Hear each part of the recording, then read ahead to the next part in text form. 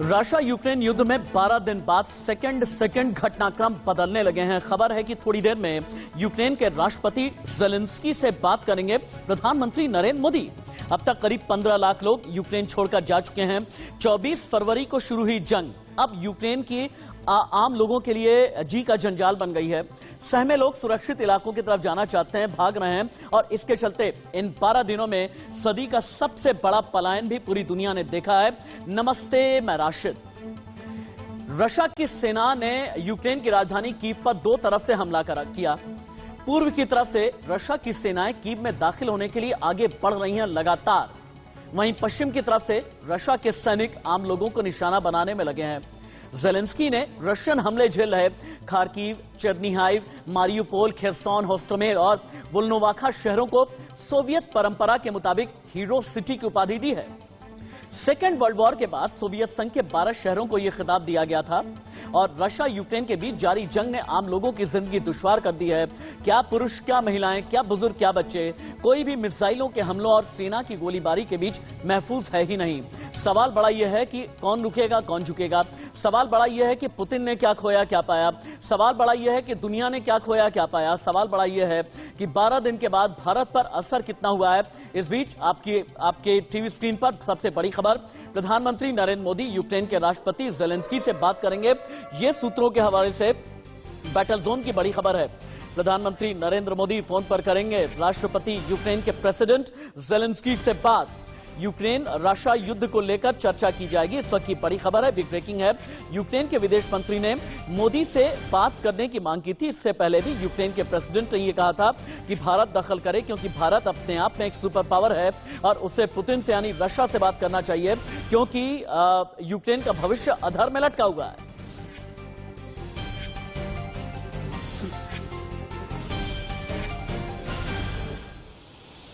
India news की नजर इस बात पर टिकी हुई है कि प्रधानमंत्री नरेंद्र मोदी और यूक्रेन के प्रेसिडेंट के बीच में बात होगी तो किस किस एजेंडा पर बात होगी और किन किन पॉइंटर पर बात होगी। इस बीच एक और बड़ी खबर जंग के मैदान से सामने आया अब तक का 12 दिन का सबसे खौफनाक वीडियो। इरपिन ब्रिज के पास बमबारी का खतरनाक वीडियो सामने आया है। युद्ध के मैदान में सैनिक को बम का गोला आकर लगा है। जान पर खेल रहे हैं पत्रकार और जान पर खेलकर कैसे कर रहे हैं वॉर रिपोर्टिंग, तस्वीरों में देखिए आप।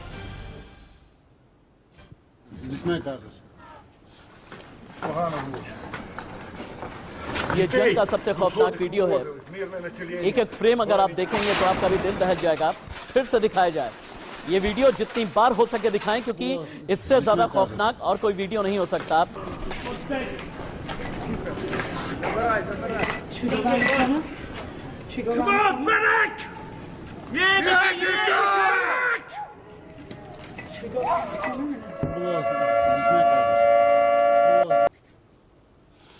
अपने 12 दिन की जंग का सबसे खौफनाक वीडियो देखा। इस बीच वॉर जोन से क्या आ रही है रशिया यूक्रेन युद्ध पर इस वक्त की वर्ल्ड ब्रेकिंग है।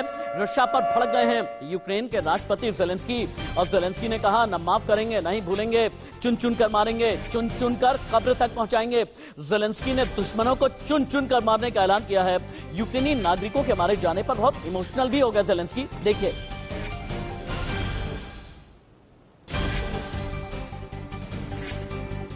Ми могли самі себе захистити, то можна зробити тільки один висновок. Ви також хочете, щоб нас дуже повільно убивали. Це відповідальність також і політиків світу, західних лідерів. Від сьогодні і назавжди.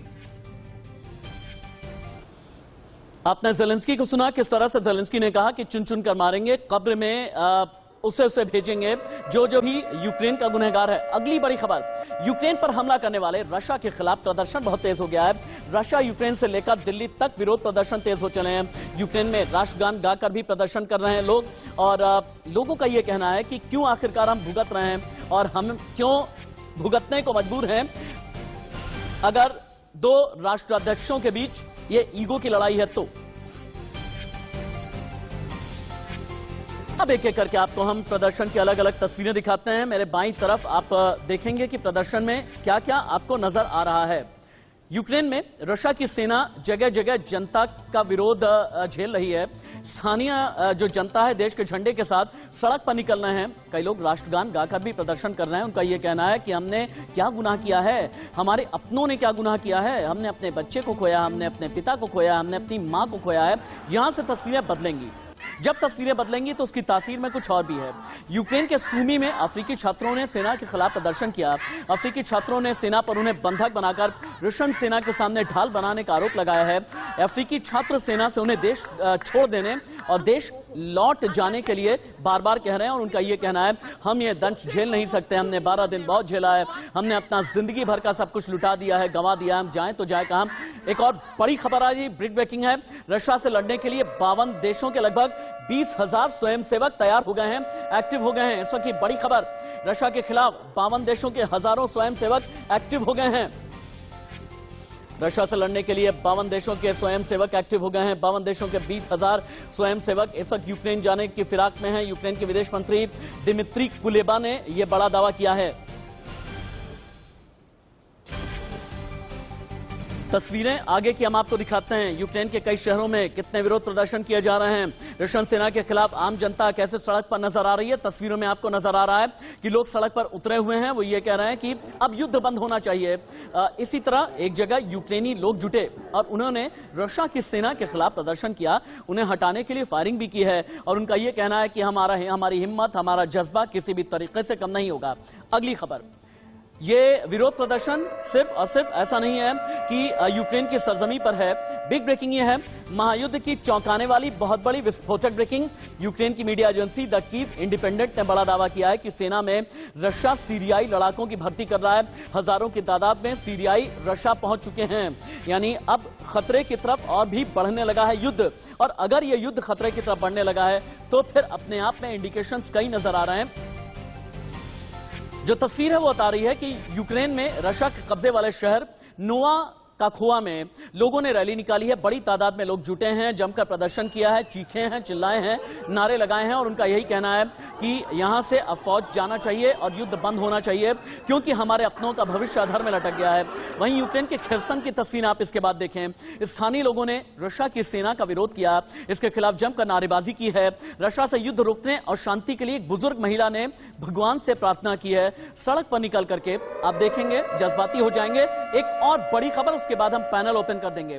कीव के गवर्नर ओलेक्सी कुलेबा ने बड़ा बयान दिया, पुतिन की सेना का मुंहतोड़ जवाब देंगे। ये कीव के गवर्नर का कहना है। कीव का हर नागरिक लड़ने के लिए तैयार है। ये कीव के गवर्नर ने बोला कि रशियन हमले से गैस, बिजली सप्लाई बाधित हुई है। कीव के बाहर रशियन सेना से लड़ाई हम जारी रखेंगे, ये कहना है कीव के गवर्नर का। यानी कीव पर कब्जा नहीं करने देंगे, यूक्रेन पर कब्जा नहीं करने देंगे। हमारा जज्बा, हमारी जीत का जज्बा, हमारा विक्टोरियस कन्विक्शन हमेशा हमेशा जिंदा रहा है और आगे भी जिंदा रहेगा।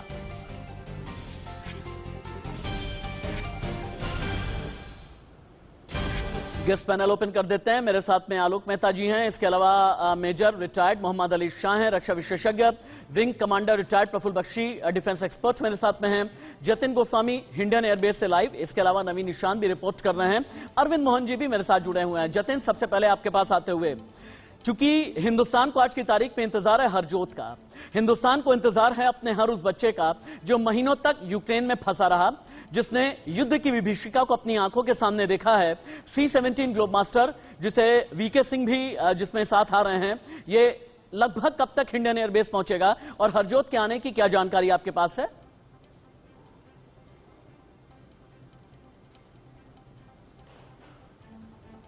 जतिन, आप सुन पा रहे हैं मुझे? जतिन, चलिए ठीक है, जतिन तक आवाज नहीं जा पा रही। Wing commander retired Praful Bakshi के पास चलते हैं। विंग कमांडर, आज सुबह सुबह ये खबर आई है कि प्रधानमंत्री नरेंद्र मोदी यूक्रेन के प्रेसिडेंट जेलेंस्की से बातचीत करने वाले हैं, ये इंडिकेशंस क्या हैं? Thank you very much.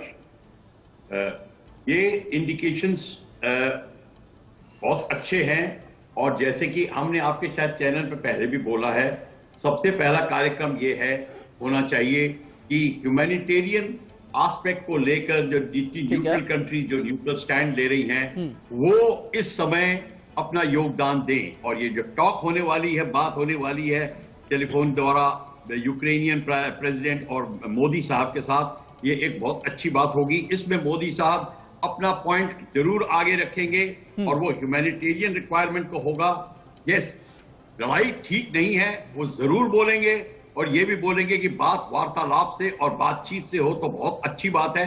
पर सबसे पहली बात यह है, चाहे किसी भी देश के सिविलियन हो, चाहे यूक्रेन के हो, चाहे रशिया के, चाहे इंडिया के, अफ्रीका के, सबको एक नजर से देखकर उनको संगठित तरीके से उनको सेफ बनाना। लेकिन सवाल यही पैदा होता है कि कहते हैं ना कि कई बार शब्दों की भी कैपिंग करनी होती है, जहां विदेश नीति की बात आती है, जहां कूटनीति की बात आती है, जहां रणनीतिक महत्व की बात आती है।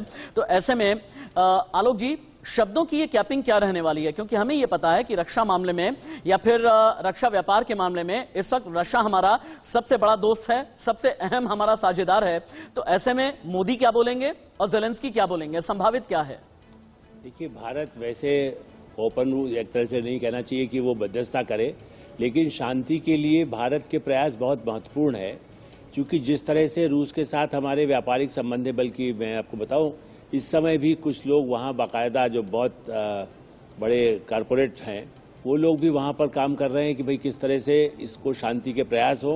एक जिसको कहते हैं कि डिप्लोमेसी पैरेलल जो चलती है अपने हिसाब से, वो भी एक काम हो रहा है। तो प्रधानमंत्री बात कर रहे हैं और प्रधानमंत्री साथ में यूक्रेन के राष्ट्रपति से इसलिए बात कर रहे हैं, ठीक है, कि वो जनता को बचाने के लिए, जो खास करके और हमारे जो नागरिक हैं उनको कैसे सुरक्षित निकालने में वो सहयोग करें और वहां पर भी इस तरह का खेल न खेले जिससे कि युद्ध और भड़क जाए। वहां भी शांति का प्रयास उनका रहेगा। सर, इस बीच एक बड़ी खबर शेयर मार्केट से आ रही है। मुझे लगता है कि वो बड़ी खबर हमें ले लेना चाहिए, क्योंकि बाजार खुलते ही शेयर बाजार में एक बार फिर से भारी गिरावट देखी गई है। भारत पर असर युद्ध का क्या पड़ा है, ये बहुत बार अर्थव्यवस्था के इस बैरोमीटर के जरिए पता चलता है। सेंसेक्स में 1400 से ज्यादा अंकों की भारी गिरावट यानी हफ्ते के पहले दिन नजर आई है। रशिया यूक्रेन युद्ध से तेल के दाम रिकॉर्ड स्तर पर चले गए हैं। कच्चे तेल की बात मैं कर रहा हूं कि लगभग 6-7 साल के बाद कच्चे तेल के दाम, क्रूड ऑयल प्राइस एक बार फिर अंतर्राष्ट्रीय मार्केट में बहुत तेजी के साथ में बढ़ने लगे हैं। मैं चलता हूं सीधे अपने सहयोगी जतिन गोस्वामी के पास। जतिन, मिशन गंगा के तहत C-17 ग्लोबमास्टर हिंडन एयरबेस कब आने वाला है? हरजोत को लेकर के क्या खबर है? हरजोत वही भारतीय छात्र हैं जिन्हें कीव में गोली लगी थी। जतिन, देखिए, ग्लोबमास्टर के बारे में ये जानकारी है कि वो शाम 6 बजे तक हिंडन एयरबेस पर पहुंचेगा। डिले हुआ है, सुबह 6 बजे पहुंचना था लेकिन शाम के 6 बजे पहुंचेगा। उसके पीछे का कारण ये बताया जा रहा है कि क्योंकि जो हरजोत है उनका पासपोर्ट खो गया था, तो उनके लिए EC जो एक सर्टिफिकेट होता है, इमरजेंसी सर्टिफिकेट, जब कोई भारतीय नागरिक विदेश में होता है और उसका पासपोर्ट खो जाता है तो वो इशू किया जाता है। तो एम्बेसी के माध्यम से त्वरित कार्रवाई करते हुए EC सर्टिफिकेट जो है वो इशू किया गया। इसके अलावा क्योंकि उन्हें एम्बुलेंस में लाना है हरजोत को, तो जो एम्बुलेंस है वो पोलैंड यूक्रेन पोलैंड के बॉर्डर पर कहीं फंस गई थी। वहां पर बताया जा रहा है कि जाम लग गया था, तो इस वजह से थोड़ी देरी जो है वो हुई है। बैटल जोन से बड़ी खबर, जतिन आप रुके, बैटल जोन से बड़ी खबर, ज़ेलेंस्की क्या कर रहे हैं, ज़ेलेंस्की क्या मैसेज दे रहे हैं? लेकिन उससे पहले C-17 ग्लोबमास्टर टीम PCR, ये तस्वीरें अगर मैं गलत नहीं हूं पोलैंड की तस्वीरें हैं क्या ये? जी, ये पोलैंड की तस्वीरें, एकदम ठीक मैंने बताया। लोकेशन बैंड में अगर लिख देंगे हम समझा सकेंगे। ये C-17 ग्लोबमास्टर, वही C-17 ग्लोबमास्टर जो हरजोत को भी लेकर के आ रहा है, हरजोत जिन्हें कीव में गोली लगी थी। और जैसा कि जतिन ने बताया, शाम 6 बजे तक C-17 ग्लोबमास्टर पहुंचने वाला है। हालांकि सुबह 6 से 6:30 बजे तक का वक्त था। गाजियाबाद के हिंडन एयरबेस पहुंचेगा और सैकड़ों की तादाद में ये भारतीय छात्र पहुंचने वाले हैं। वॉरजोन सायरन, यानी बड़ी खबर, ब्रेकिंग न्यूज, ज़ेलेंस्की का मैसेज हो सकता है मुझे आखिरी बार आप जिंदा देख रहे हो। यूक्रेन पर हमले के 12वें दिन यूक्रेन के प्रेसिडेंट ने बड़ा मैसेज दिया है कि हो सकता है मुझे आखिरी बार पूरी दुनिया जिंदा देख रही हो। पश्चिमी देशों से मुझे मदद नहीं मिली है। यह बहुत अफसोस की बात है कि पश्चिमी देशों ने लगभग हाथ खड़े कर दिए, तो रशिया को रोकना बहुत ज्यादा मुश्किल आने वाले दिनों में होने वाला है। और वहीं अगली बड़ी खबर है कि यूक्रेन पर रशिया के हमले अभी भी जारी हैं। कीव के विनित्सिया एयरपोर्ट पर हमला किया गया है। विनित्सिया शहर पर 8 मिसाइलों से हमला किया गया। विनित्सिया एयरपोर्ट पूरी तरह तबाह हो गया है, यह ज़ेलेंस्की ने बताया है। आग और धुएं का सिर्फ गुबार विनित्सिया एयरपोर्ट पर अभी नजर आ रहा है। विनित्सिया एयरपोर्ट बहुत ही ज्यादा पॉपुलर एयरपोर्ट है यूक्रेन का, पूरी तरह तबाह हो गया है। 8 मिसाइल हमलों से तबाह हुआ है। ज़ेलेंस्की ने इस एयरपोर्ट को लेकर क्या कहा, एक बार सुनिए।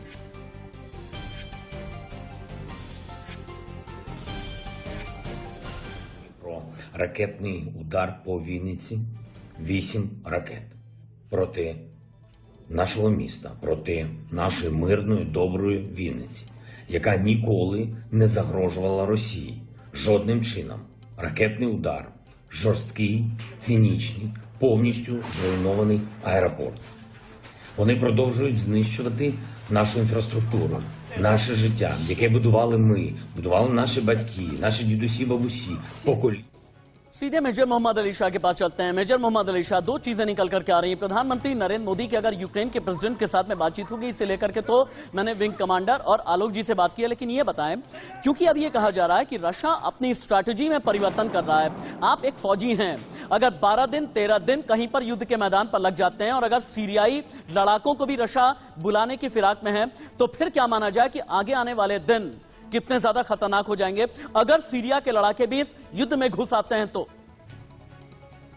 जी राशिद भाई, देखिए अगर सीरिया के लड़ाके बेस युद्ध में घुस आते हैं तो बात और आगे बढ़ने वाली है, इसमें कोई शक की बात नहीं है। और ये अच्छी बात है कि नेटो फोर्सेस अभी जमीन पर उतरी नहीं है।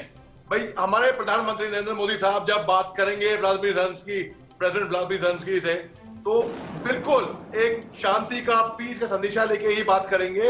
और इसमें एक बीच का रास्ता हमेशा होता है राशिद भाई, बीच का रास्ता, कोई दुनिया में कोई ऐसी प्रॉब्लम नहीं है जो हल नहीं हो सकती। और हमारे प्रधानमंत्री, यहाँ तो बीच का रास्ता ही नहीं है, यहाँ तो चौराहा नजर आ रहा है, चौराहे से जाने कितने रास्ते निकलेंगे, लेकिन शांति यानी अमन का कोई रास्ता नजर ही नहीं आ रहा। उस रास्ते पे न रशिया चलना चाहता है, न यूक्रेन चलना चाहता है, न अमेरिका चलना चाहता है, न नेटो चलना चाहता है। कौन सा रास्ता मेजर शाह? जी देखिए, दुनिया में कोई भी ऐसी प्रॉब्लम नहीं है, कोई भी ऐसी मुसीबत नहीं है जिसका हल नहीं निकलना सकता, मेरा ऐसा मानना है। कोई भी, अब ये युद्ध कोई बात नहीं हुई, कोई नतीजा नहीं निकला, इसमें बर्बादी, तहस नहस, हर जगह पे दहशत ही फैलेगी। एक मिनट आप रुक जाएं। इस बीच रशिया ने यूक्रेन पर फिर से बड़ा आरोप लगाया है। यूक्रेन के ओडेसा में रशिया ने मिसाइल से हमला किया है, यह अभी की बड़ी खबर है।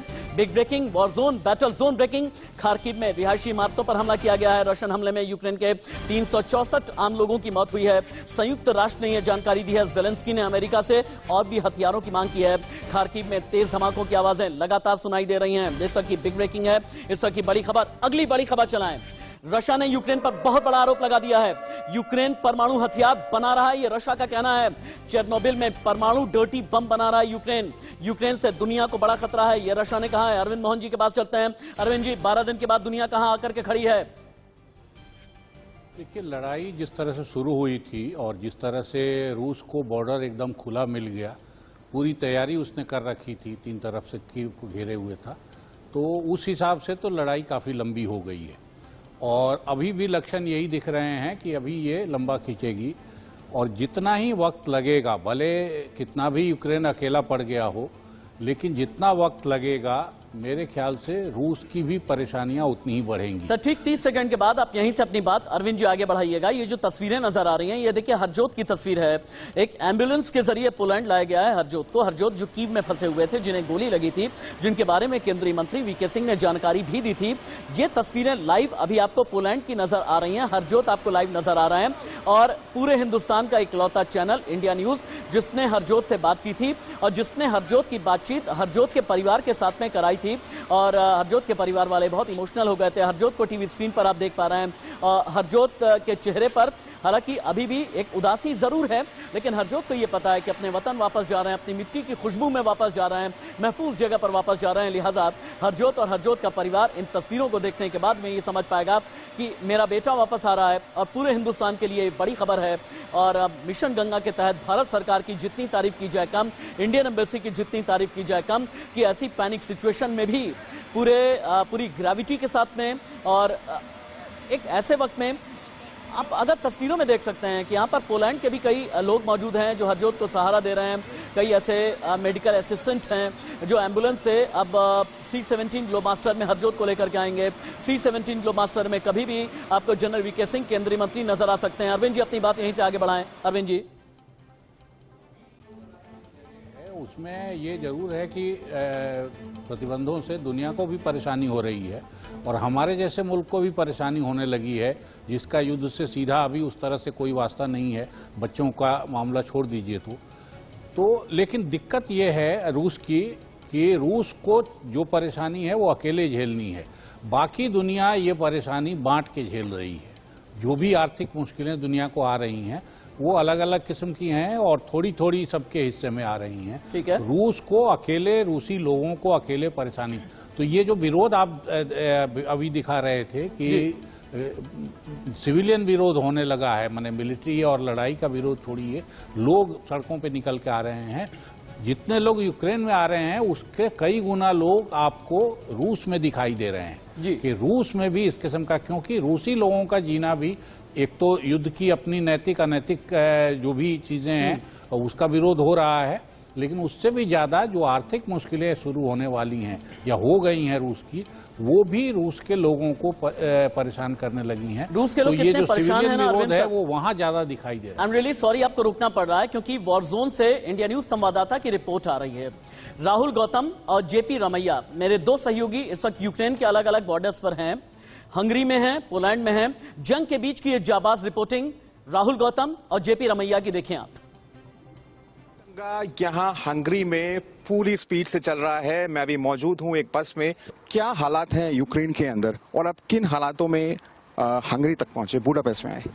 सर यूक्रेन के हालात बिल्कुल अच्छे नहीं है। वहाँ पे बम गिर रहे हैं, जैसे कि सबको पता है, बम गिर रहे हैं, उधर लोग मर रहे हैं, रशियन आर्मी आ चुकी हुई है, बिल्कुल सेफ एरिया नहीं है। प्लस बॉर्डर पार करना बहुत डिफिकल्ट है इस वक्त, क्योंकि जब हम लाइन बॉर्डर पे पहुंचते हैं हमारे से आगे 2-3 हज़ार बच्चा भी उधर फंसा हुआ है। इतनी लंबी लाइन होती है, स्टैम्पीड भी हो रहा है, बहुत मुश्किल से बच्चे बेहोश हो रहे हैं क्योंकि ठंड इतनी है। यूक्रेन का बॉर्डर पार कर रहे थे, यूक्रेन की जो लोग हैं या जो वहाँ की अथॉरिटीज हैं उनका क्या रवैया है? आर दे सपोर्टिव, आपको सपोर्ट कर रहे हैं? ऑनेस्टली बोलो तो वहाँ पे बहुत रेसिज्म वैसा था, क्योंकि यूक्रेनियंस को ज़्यादा प्रायोरिटी मिलता है, उनको ट्रेन में चढ़ने को पहले मिलता है। कभी कभी इंडियंस, अफ्रीकन्स, दूसरे कंट्रीज़ के लोगों को कभी चढ़ने दिया ही नहीं जाता, कोई लोगों को पैसे देने पड़ते हैं। सो यूक्रेन वाइज में नहीं, इतना ठीक नहीं था यूक्रेन में। बुडापेस्ट से मैं राहुल गौतम, विजय पेरुमल के साथ इंडिया न्यूज के लिए। चलते मेरे साथ हैं वॉलंटियर्स जो लगातार काम कर रही हैं। ये हैं doctor Ruchika, she is been working for the last 7 days। Ruchika, लगातार 7 दिन से काम चल रहा है, क्या क्या हो रहा है, व्हाट आर योर एक्सपीरियंसेस? मैं डे 1 से जुड़ी हुई हूँ इसमें, और हमें डे 1 से अमृता शेरगिल कल्चर सेंटर और इंडियन एम्बेसी ऑफ हंगरी से डे 1 से इंस्ट्रक्शन जो आए कि हमें स्टूडेंट्स चाहिए बल्क में, तो 80 लोगों का हमने लिस्ट रेडी किया था। और उसके बाद वो वॉलंटियर्स जो हैं डे नाइट 7 दिन वो हमसे जुड़े रहे, कहाँ नाइट शिफ्ट देना है सब कुछ मैंने मैनेज किया है, और कोऑर्डिनेटिंग और वॉलंटियरिंग हम कर रहे हैं। तो 5 बच्चे सबसे पहले हमारे पास आए थे चौप से, वो आए हमारे पास, वो अपने खुद आए हैं, वो ट्रेन से आए हैं न्यूगाती। तो वो 5 बच्चों ने हमें सारा सिचुएशन बताया कि ऐसे सिचुएशन है, और उन्होंने एक रूट मैप रेडी किया, और जो शायद पूरे इंडिया में, पूरे यूक्रेन में फेमस हो चुका है। मैं सबसे पहले उन सब बच्चों का थैंक यू कहना चाहती हूँ, 5 बच्चों का, वो सेफली इंडिया पहुंच चुके हैं।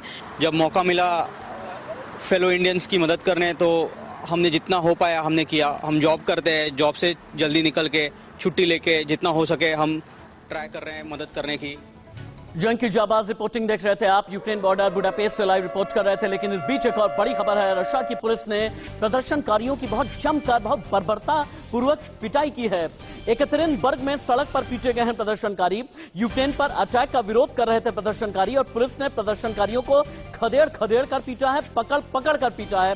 तस्वीरें रशिया के एकतेरिनबर्ग की हैं, देखिए।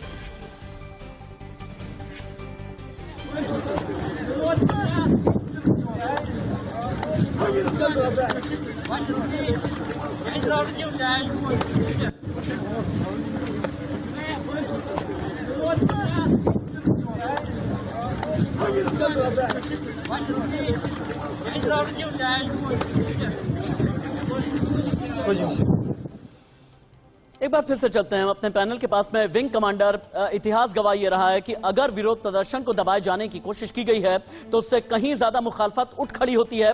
क्या रशिया को इस बात का आभास या एहसास नहीं है? Wing commander. रशिया को आभास है कि विरोधकारी जो होते हैं वो हर एक कंट्री में होते हैं, और उनके साथ में बदसलूकी होती है।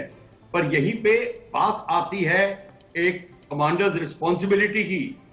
ये जैसे अभी आपने बात करी थी प्रेस रिपोर्टर्स की, जो प्रेस रिपोर्टर्स वहां पे भयंकर स्थिति झेल रहे हैं। ये press reporters suppose to be protected symbol, फौजियों को, कमांडर्स को, सबको ब्रीफिंग है कि प्रेस के ऊपर अटैक नहीं करेंगे अगर अनटिल एंड अनलेस वो ऑफेंसिव एक्शन कर रहे हैं। तो प्रेस पूरी की पूरी प्रोटेक्टेड है। प्रदर्शनकारी जो होते हैं, अगर वो प्रदर्शनकारी झंडे लेके खड़े हैं दूसरी बात है, पर अगर प्रदर्शनकारी मिलिट्री एक्टिविटी को रोकने की कोशिश करते हैं और मिलिट्री ऑफेंसिव जारी है, तो मिलिट्री कमांडर के पास कोई और रीजन नहीं होता।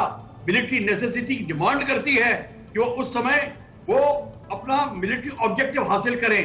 क्वेश्चन ये होता है कि ये डिसाइड करने वाला कौन है कि वो प्रदर्शनकारी थे या उनके हाथ में वेपन्स थे या नहीं थे। ये तो सारा एग्जैजरेटेड स्टोरीज के बाद पता चलता है।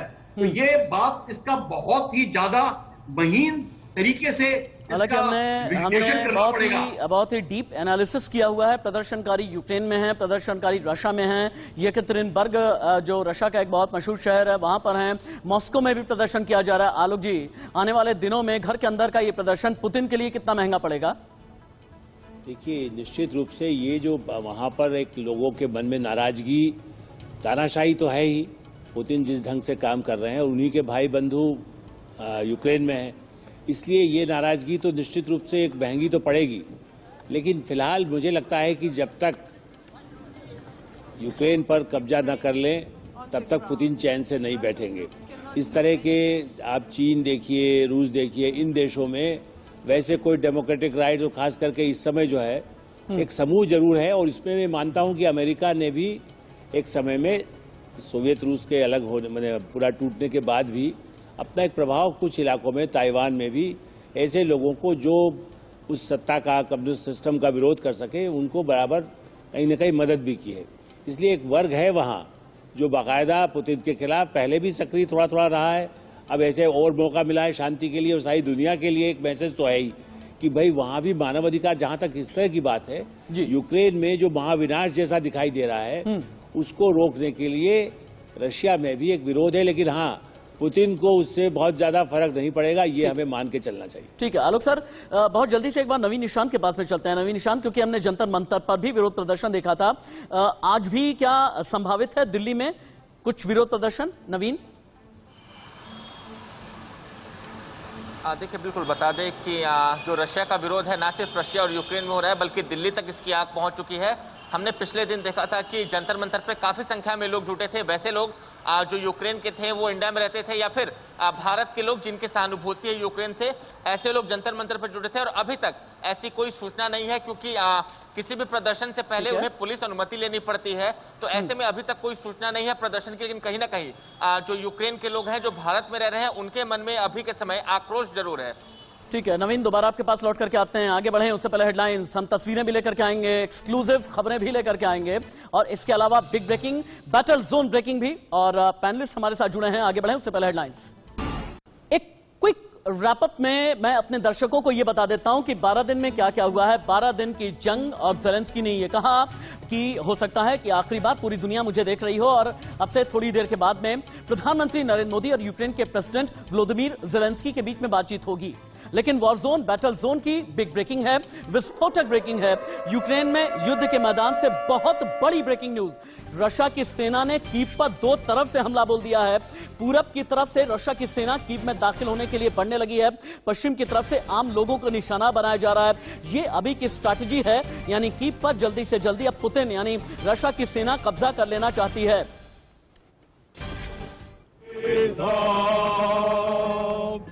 ये तस्वीरें जो आप देख पा रहे हैं ना, ये इस बीच कीव की तस्वीरें हैं। जंग के मैदान में शादी हो रही है, और कीव की ये तस्वीरें अपने आप में कई मायनों में खास हो जाती हैं।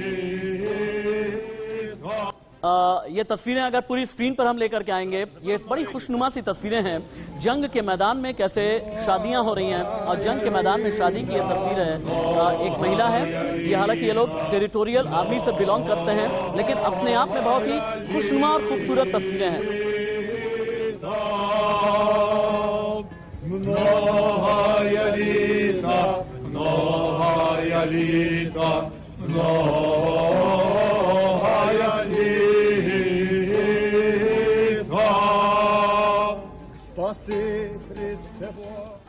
कुछ तस्वीरें अपने आप में खास होती हैं, लेकिन अगली जो बड़ी खबर है उसके मुताबिक ज़ेलेंस्की नहीं रहे तो भी कायम रहेगी यूक्रेन की सरकार। तेज होते रशियन हमलों के बीच अमेरिका ने बड़ा दावा किया है। यह बहुत बड़ी खबर है, इसके कई मायने हैं। तेज होती रशियन हमलों के बीच अमेरिका ने किया दावा, ज़ेलेंस्की नहीं भी रहे तो भी कायम रहेगी यूक्रेन की सरकार।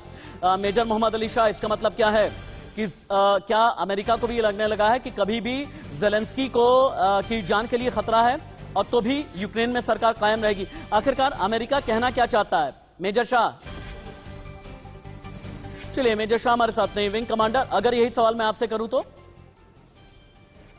देखिए, अमेरिका ऑन द स्पॉट जो स्टेटमेंट दे रहा है वो ये है कि वो पूरी तरीके से यूक्रेन के साथ रहेगा, यूक्रेन की मदद करेगा। और अभी आपके नैरेटिव में आ रहा था शायद फाइटर जेट्स भी आए। ये सारी की सारी बात है। अमेरिका और उसके जो एलाइज हैं वो पूरी चाहते हैं कि ये वॉर इसके लॉजिकल एंड में आए। उससे फायदा ये होता है, लॉजिकल एंड का मतलब सर, लॉजिकल एंड फिर भी सहूलियत का शब्द होता है। वॉर इंडस्ट्री फायदा उठा रही है, वॉर इंडस्ट्री फायदा उठा रही है। अमेरिका खुद नहीं जाएगा, नेटो खुद नहीं जाएंगे, ये बात पक्की है। और इसकी पूरी वॉर डिफेंस कॉर्पोरेट सेक्टर हर जगह फैल रही है। सर मैं आपसे ये जानना चाहता हूं, लॉजिकल एंड आपके हिसाब से क्या है? यूक्रेन में पपेट गवर्नमेंट है, पूरी तरह से रशिया का कब्जा है, 1991 का यूएसएसआर है, या फिर नेटो का अग्रेशन है, या फिर अमेरिका का भी अटैक में उतर जाना है? लॉजिकल एंड क्या है आपके हिसाब से? लॉजिकल एंड ये है कि जो पलड़ा भारी होगा वो जीतेगा। इस समय रशिया का पलड़ा भारी है, अमेरिका और नेटो एंटर नहीं कर रहा है। इस समय रशिया अपना मिलिट्री ऑब्जेक्टिव हासिल करेगा, ये लॉजिकल एंड है। इस बीच ये जो खिरसौन की तस्वीर आ रही है, एक बार स्क्रीन पर उतारी जाए ये तस्वीर। खिरसौन में कैसे जंगबाज उतरे हुए हैं। खिरसौन एक ऐसा इलाका है जहां पर रशिया की फौज ये कह रही है कि हमने कब्जा जमा लिया है, लेकिन यूक्रेन का झंडा लहराते हुए लोग ये बताने में लगे हुए हैं कि हम जंगबाज हैं, हम जंग में यकीन करते हैं, हम हारने में यकीन नहीं करते, हम अंत तक संघर्ष करते रहेंगे। लेकिन मारियुपोल में क्या चल रहा है? ये तो खिरसौन की तस्वीर आपने देखी है। अभी की बड़ी खबर क्या है?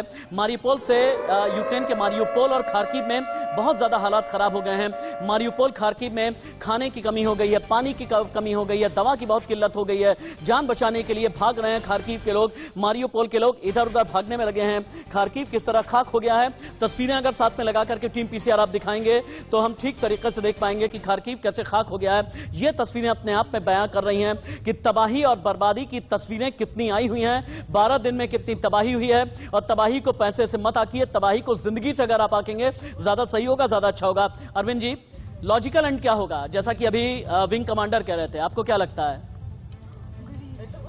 मैं अभी प्रेडिक्ट करना मेरे हिसाब से रिस्की है। और रूस ने तैयारी ज़्यादा की है, रूस का मिलिट्री माइट काफ़ी है निश्चित रूप से। आप कोई भी गिनती करिएगा तो रूस की ताकत बहुत ज़्यादा दिखाई देती है। तो हो सकता है कि अभी वो सैनिक इससे जीत ले, लेकिन एक तो यूक्रेन इतना छोटा नहीं है और एक शहर जिसकी इतनी घेराबंदी थी उस पर भी रूस का कब्जा अभी तक नहीं हुआ। तो यूक्रेन इतना छोटा नहीं है कि उस पर कब्जा आसानी से किया जा सके। और दूसरा, रेजिस्टेंस जिस लेवल पे आ गया है उससे ये एक उम्मीद बनती है या ये लगता है कि लड़ाई लंबा चलेगी। और लंबा चलेगी तो भले नाटो या यूरोप और अमेरिका सीधे मदद से बच रहे हैं और अपना दूसरा धंधा कर रहे हैं, वो बात से मैं सहमत हूं कि मिलिट्री का धंधा एक चल रहा है हथियारों के खरीद बिक्री का। लेकिन जो आर्थिक प्रतिबंध लगे हैं और जो युद्ध का खर्च है, सिर्फ प्रतिबंध का मामला नहीं है, युद्ध का खर्च जितना है रोज का, वो भी रूस को बहुत हल्का नहीं आने वाला है। और अगर लंबा खिंचा तो संभव है कि यूक्रेन जितना बर्बाद हो, रूस उससे ज्यादा बर्बाद हो जाए। और दुनिया में रूस अकेला पड़ता जा रहा है, ये उससे ज्यादा बड़ी सच्चाई है। तो कल को रूस अगर जीत के भी आता है तो उसको इस दुनिया में सरवाइव करने में और आगे बढ़ने में मुश्किल होगी, क्योंकि ये दुनिया जो है, ठीक है बिजनेस का जो बढ़ा है, लेकिन तब भी पुतिन से हाथ में। आज भी आप देखिए कि जब भी यूएन की जो भी ताकत है, इसके बावजूद 4-5 देशों से ज़्यादा पुतिन के सपोर्ट में लोग नहीं आ रहे हैं। और हमारे लोग चुप्पी साध ले रहे हैं हर मौके पे, क्योंकि वो उसकी दूसरी वजह हैं। लेकिन हमारे यहाँ भी अगर आप देखेंगे तो आपको विरोध दिखा। अभी आप पूछ रहे थे अपने रिपोर्टर से कि कोई विरोध हुआ कि नहीं, या कोई आज प्रोग्राम है कि नहीं। कल सारे गांधीवादी संस्था राजघाट पे जुट रहे हैं, पार्टियां सरकार को सपोर्ट कर रही हैं क्योंकि बिजनेस के रिश्ते रूस से उस तरह के हैं लेकिन आम लोगों में के लिहाज में रूस निश्चित रूप से नीचे गिरा है और रूस हमलावर है। माफी के साथ आपको रुकना पड़ रहा है क्योंकि बैटल जोन कमांड मेरे पास में आ चुकी है। रशिया यूक्रेन युद्ध का बहुत बड़ा असर पूरी दुनिया पर पड़ा है। कच्चे तेल ने 14 साल का रिकॉर्ड तोड़ दिया। पहली बार $130 प्रति बैरल पहुंच गई है कीमत। कभी भी पेट्रोल डीजल के दाम भारत में बढ़ सकते हैं। 10 रुपए से लेकर के 25 रुपए या 15 रुपए से लेकर के 25 रुपए पेट्रोल डीजल कीमत बढ़ सकती है। अगली बड़ी खबर, 200 छात्रों को लेकर C-17 ग्लोब मास्टर आएगा आज हिंडन एयरबेस। कीव के घायल छात्र हरजोत भी वतन वापस आ रहे हैं। पोलैंड पहुंच गए हैं। कीव में घायल हुए हरजोत, केंद्रीय मंत्री वीके सिंह भी छात्रों के साथ में आ रहे हैं। सवाल यह बड़ा पैदा होता है कि क्या सारे हिंदुस्तानी अब महफूज हो गए हैं? और उससे भी बड़ी बात यह है कि जितनी तारीफ की जाए मोदी सरकार की, जितनी तारीफ की जाए एम्बेसी की, या जितनी तारीफ की जाए मिशन गंगा की, उतनी कम, क्योंकि सुरक्षित वतन वापसी बहुत बड़ा चैलेंज रहा है। लेकिन पुतिन की चेतावनी के बाद पोलैंड ने आखिरकार क्यों दे दिया है बड़ा बयान? अगली बड़ी खबर आपको यह भी बताएगी। पुतिन की चेतावनी के बाद देश पोलैंड ने बड़ा बयान दिया। पोलैंड ने यूक्रेन को फाइटर प्लेन देने से इनकार किया है। यूक्रेन को न विमान देंगे, न एयरफील्ड देंगे और न ही हमने विमान दिया, यह कहना है पोलैंड का। पोलैंड ने यूक्रेन के दावे को फेक न्यूज बताया है। यूक्रेन ने पोलैंड से MiG-29 मिलने का दावा भी किया था। अब सवाल यह पैदा होता है आलोक जी, पूरी दुनिया में कहते हैं युद्ध होता है तो दो तरीके की चीजें होती हैं, रीशफलिंग, रीसेटलिंग। जियोपॉलिटिकल रीशफलिंग में आने वाले दिनों में और रीसेटलिंग में रशिया, अमेरिका, यूक्रेन और यहां पर भारत कहां खड़ा मिलेगा? राशिद भाई, रूस के साथ हमारे संबंध हैं और जर्मनी, फ्रांस, स्वीडन, ये कई ऐसे जो यूरोपीय देश हैं वो भी, इसीलिए आप देखिए पोलैंड जो बिल्कुल लगा हुआ है उसने भी अभी भी यूक्रेन को सहायता देने से इनकार किया है। ये इस बात का प्रमाण है कि अभी इस झगड़े में कोई युद्ध में आगे साथ देने के लिए हथियार जरूर दे रहे हैं इन सब देशों ने, कुछ देशों ने उसको पास हथियार, लेकिन आप भेजेंगे कैसे? समुद्री मार्ग पर भी बाकायदा रूस ने ऐसे रास्ते पर पहुंच गया है जहां से वो कोई भी आप मिसाइल, आप टैंक, कुछ भी भेजना चाहेंगे आसान नहीं है। हवाई मार्ग पर तो पहले कब्जा कर लिया, समुद्री मार्ग पर भी रास्ता रोकने की तैयारी पूरी रूस ने कर रखी है। इसलिए मुझे ऐसा लगता है, और पोलैंड अपने लिए मुसीबत नहीं लेना चाहता, वो कहता है भाई किसी तरह हाँ सब लोगों की मदद कर रहा है। पोलैंड और हंगरी में हमारे लोग गए हैं, हमारे संवाददाता वहाँ पर हैं और हमारे सरकार के मंत्री वहाँ पर पहुँचे हैं, हवाई जहाज पहुँच रहे हैं, लोगों को ला रहे हैं। इस काम में पोलैंड सहयोग कर रहा है, लेकिन हथियार देने के लिए, यूक्रेन की मदद करने के लिए वो देश भी ऐसे जो छोटे देश हैं जो कभी रूस से भी नहीं झगड़ा लेना चाहते। इसलिए अभी भी मैं बार बार ये कह रहा हूँ कि आप ये मत मानिए कि सारा अमेरिका खाली चाहता है कि ये अपने आप लड़े, और इसीलिए अल्टीमेटली स्थिति ये आ रही है कि भाई वहाँ पर वो अंदर घुस ही जाएंगे राजधानी में आज शाम तक या 2 दिन में, 4 दिन में। ये केवल एक समय ले रहे हैं ताकि कम से कम लोग मारे जाएं। आपने ठीक कहा, जनता को बंदूक देने से आप ये सोचिए कि क्या टैंक और बड़े बड़े हथियार लेकर के जो रूसी सेना पहुंच रही है, आप बल्कि एक गलती काम कर रहे हैं यूक्रेन के राष्ट्रपति, लोगों के हाथ में हथियार देकर, क्योंकि वो सारे लोग ट्रेंड भी नहीं है। जो लोग ट्रेंड होते हैं वो तो फिर भी लड़ाई लड़ सकते हैं जी, थोड़ा कुछ टैंकों को नुकसान हो सकता है। और एक तो इन्फॉर्मेशन बाहर है कि देखिए लोग चढ़ गए, लोग मुकाबला कर रहे हैं, ये कह करके एक पूरे दुनिया में एक पश्चिमी जो हमारा मीडिया है वो उसको ज्यादा हाईलाइट करता है। बेसिकली एक बड़ा संकट है लोगों की जान बचाने के लिए। जैसे आपने देखा तबाही करते हैं, जब बम गिराते हैं तब तो कोई बच नहीं पाता ना, उन इलाकों में तो बस्तियां भी नष्ट हो रही हैं और लोग 15-20 लाख लोग वहां से पलायन करके विस्थापित हो गए। ये बहुत भयानक स्थिति है, इतने बड़े विस्थापित कितनी बड़ी संख्या में कभी नहीं आए। ठीक है, आपका ये कहना है कि ये बहुत ज्यादा भयानक स्थिति है। इससे पहले कि मैं वाइंड अप करूं अपनी डिबेट को, एक और बिग ब्रेकिंग, आज प्रधानमंत्री नरेंद्र मोदी पुतिन से भी बात करेंगे। ये इस वक्त की बड़ी खबर है। दोपहर बाद फोन पर बात करेंगे प्रधानमंत्री नरेंद्र मोदी। यूक्रेन के विदेश मंत्री ने प्रधानमंत्री नरेंद्र मोदी से इससे पहले अपील की थी। इसका मतलब यह है अब भारत का स्टैंड बहुत कई मायनों में खास होने जा रहा है और विदेश नीति के मामले में आज का दिन बहुत ज्यादा अहम होने जा रहा है। एक ऐसे वक्त में जबकि तीसरे दौर की बातचीत होने जा रही है यूक्रेन और रशिया के बीच में।